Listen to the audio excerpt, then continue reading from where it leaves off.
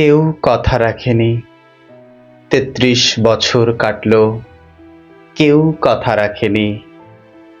ছেলেবেলায় এক বষ্টুমি তার আগমনী গান হঠাৎ থামিয়ে বলেছিল, শুক্লা দ্বাদশীর দিন অন্তরাটুকু শুনিয়ে যাবে।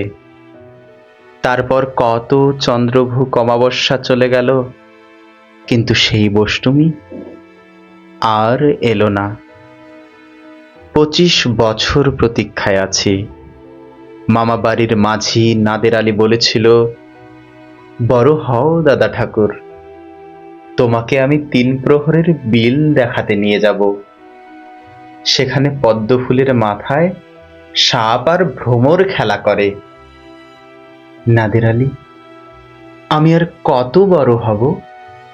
আমার মাথায় এ ঘরের ছাদ ফুঁড়ে আকাশ স্পর্শ করলে তারপর তুমি আমায় ৩ প্রহরের বিল দেখাবে?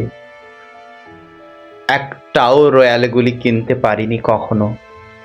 লাঠি লজেন্স দেখিয়ে দেখিয়ে চুষেছে লস্কর বাড়ির ছেলেরা।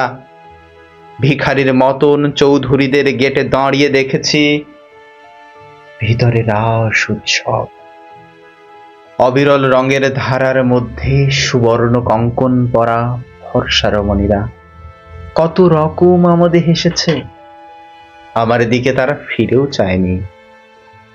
বাবা আমার কাঁধ ছুঁয়ে বলেছিলেন, দেখিস একদিন আমরাও। বাবা এখন অন্ধ। আমাদের দেখা হয়নি কিছুই। সেই রয়্যালগুলি, সেই লাঠি লজেন্স, সেই রাস উৎসব আমায় কেউ ফিরিয়ে দেবে না। বুকের মধ্যে সুগন্ধি রুমাল রেখে বরুণা বলেছিল, যেদিন আমায় সত্যিকারের ভালোবাসবে সেদিন আমার বুকেও এরকম আতরের গন্ধ হবে। ভালোবাসার জন্য আমি হাতের মুঠোয় প্রাণ নিয়েছি। দুরন্ত ষাঁড়ের চোখে বেঁধেছি লাল কাপড়।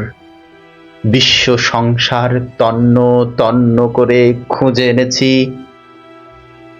১০৮টা নীলপদ্ম, তবু কথা রাখিনি বরুণা।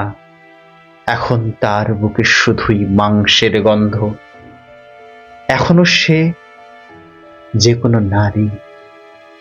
কেউ কথা রাখেনি। ৩৩ বছর কাটল, কেউ কথা রাখে না।